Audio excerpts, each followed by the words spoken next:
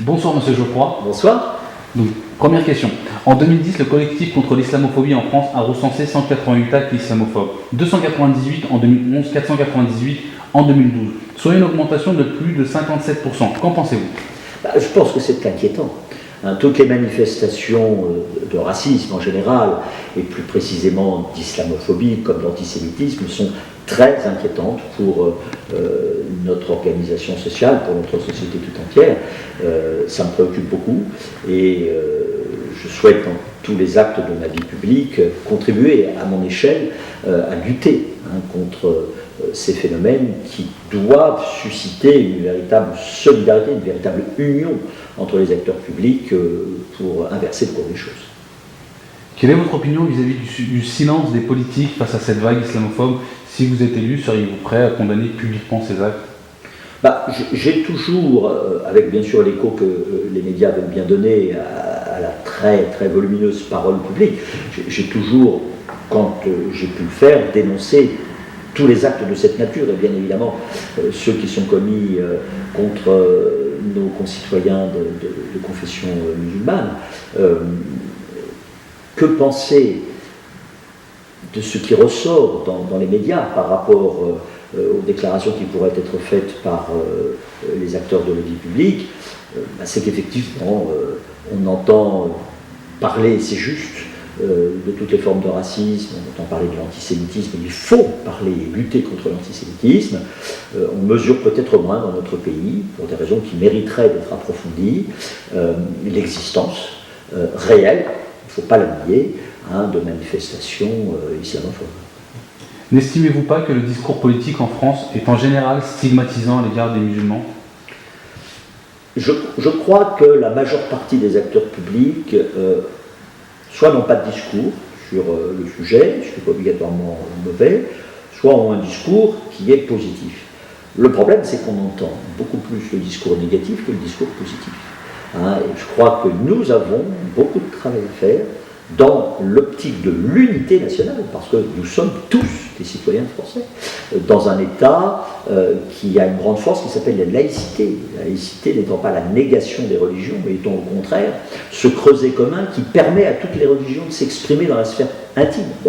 Je crois que nous avons un gros travail à faire. Excellent, vous avez répondu en partie à la quatrième question, mais je vais la reprendre quand même. Monsieur Jean Bobreau parle de laïcité falsifiée, Madame Chiari parle de laïcité travestie, utilisée comme un instrument de stigmatisation de millions de musulmans. Comment définissez-vous la laïcité ? Que signifie pour vous garantir le libre exercice public du culte ?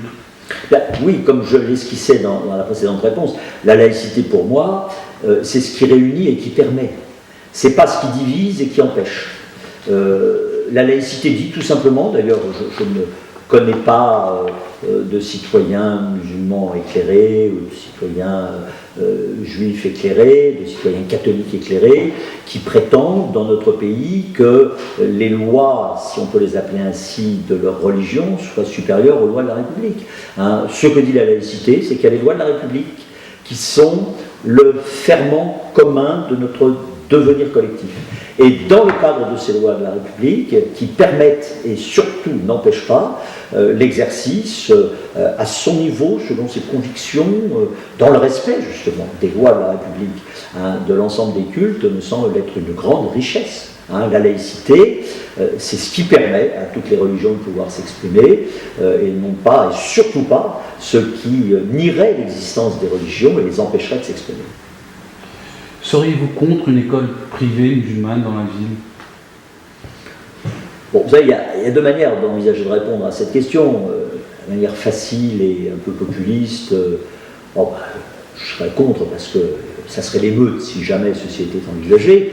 Je ne suis pas de ce tempérament, je ne le dirais pas, ne serait-ce que parce que lorsque j'ai mis à disposition ici dans cette commune, à la fois pour la communauté israélite et pour la communauté musulmane, de lieux municipaux pour s'y retrouver et pratiquer leur culte, ça n'a pas suscité de tonnerre, de protestation comme certains auraient pu le craindre. Ça s'est très bien passé, tout le monde a compris qu'on était justement dans le respect mutuel et dans la laïcité. S'il y avait un projet d'école privée, quelle qu'elle soit, à partir du moment où elle s'inscrit dans les lois de la République, il revient au maire, quel qu'il soit, de gérer cette problématique dans le respect de la position de chaque confession au sein des lois de la République. Concernant le lieu de culte, qu'en est-il sur la ville de Comble-la-Ville? Je l'ai un peu évoqué, donc j'ai mis à disposition depuis plus de 15 ans un lieu de culte pour la communauté musulmane, comme je l'ai fait pour la communauté israélite. Le lieu de culte a changé, d'ailleurs au début c'était un petit lieu, celui dont on pouvait disposer. Ensuite on a construit un bâtiment dédié à cette activité, qui s'est avéré également trop petit, et j'ai facilité au contact de l'association locale les négociations afin que l'association, la communauté puisse acquérir un terrain qui lui convient, au prix qui lui convient, pour pouvoir ériger dans les mois qui viennent un lieu culturel et cultuel à l'attention de l'ensemble des concitoyens musulmans. Y a-t-il à la cantine publique des repas végétariens? Sinon, l'envisagerez-vous?